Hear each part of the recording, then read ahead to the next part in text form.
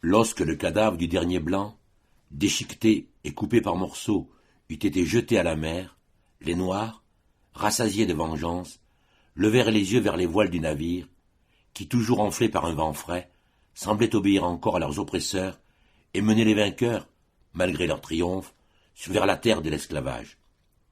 Rien n'est donc fait, pensèrent-ils avec tristesse, et ce grand fétiché des Blancs voudra-t-il nous ramener dans notre pays, nous qui avons versé le sang de ses maîtres? Quelques-uns dirent que Tamango saurait le faire obéir. Aussitôt, on appelle Tamango à grands cris. Il ne se pressait pas de se montrer.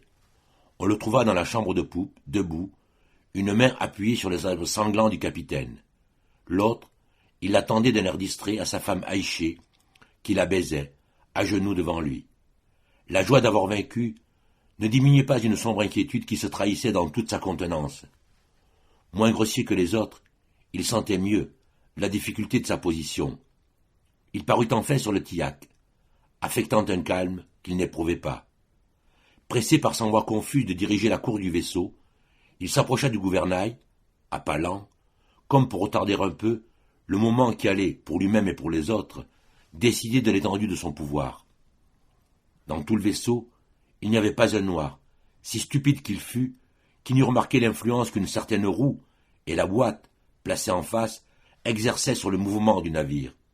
Mais, dans ce mécanisme, il y avait toujours pour eux un grand mystère. Tamango examina la boussole pendant longtemps, en remuant les lèvres, comme s'il lisait les caractères qu'il y voyait tracés. Puis, il portait la main à son front et prenait l'attitude pensive d'un homme qui fait un calcul de tête. Tous les Noirs l'entouraient, la bouche béante, les yeux démesurément ouverts, suivant avec anxiété le moindre de ses gestes. Enfin, avec ce mélange de crainte et de confiance que l'ignorance donne, il imprima un violent mouvement à la roue du gouvernail.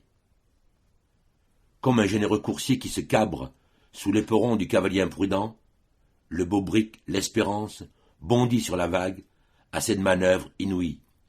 On eût dit qu'indigné, il voulait s'engloutir avec son pilote ignorant.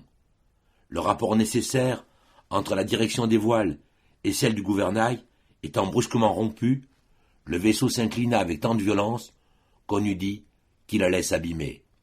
Ses longues vergues plongèrent dans la mer. Plusieurs hommes furent renversés.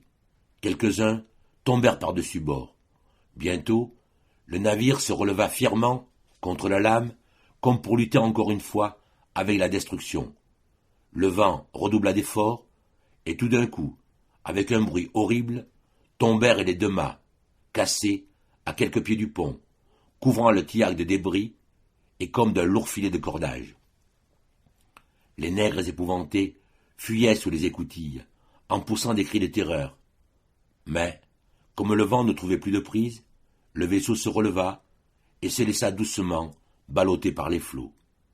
Alors, les plus hardis des Noirs remontèrent sur le tillac et le débarrassèrent des débris qui l'obstruaient.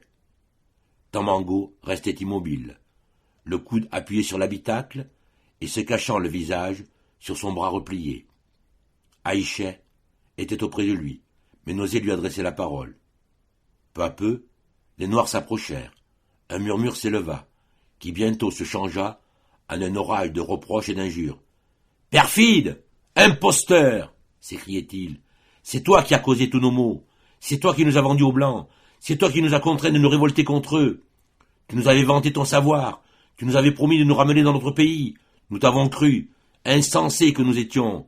Et voilà que nous avons manqué de périr tous, parce que tu as offensé le fétiche des Blancs. » Tamango releva fièrement la tête, et les Noirs qui l'entouraient reculèrent, intimidés. Il ramassa 2 fusils, fit signe à sa femme de le suivre, traversa la foule qui s'ouvrit devant lui, et se dirigea vers l'avant du vaisseau. Là, il se fit comme un rempart, avec des tonneaux vides et des planches. Puis, il s'assit au milieu de cette espèce de retranchement, d'où sortaient menaçantes les baïonnettes de ses 2 fusils. On le laissa tranquille. Parmi les révoltés, les uns pleuraient, d'autres, levant les mains au ciel, invoquaient leur fétiche et ceux des Blancs. Ceux-ci, à genoux, devant la boussole, dont ils admiraient le mouvement continuel, la suppliaient de les ramener dans leur pays. Ceux-là se couchaient sur le tillac dans un morne abattement. Au milieu de ces désespérés, qu'on se représente des femmes et des enfants hurlant d'effroi, et une vingtaine de blessés implorant des secours que personne ne pensait à leur donner. Tout à coup, un nègre paraît sur le tillac. Son visage est radieux. Il annonce qu'il vient de découvrir l'endroit où les Blancs gardent leur eau-de-vie. Sa joie et sa contenance prouvent assez qu'il vient d'en faire l'essai. Cette nouvelle suspend un instant les cris de ces malheureux. Ils courent à la cambuse et se gorgent de liqueur. Une heure après, on les eût vus sauter et rire sur le pont, se livrant à toutes les extravagances de l'ivresse la plus brutale. Leurs danses et leurs chants étaient accompagnés de gémissements et de sanglots des blessés. Ainsi se passa le reste du jour et toute la nuit.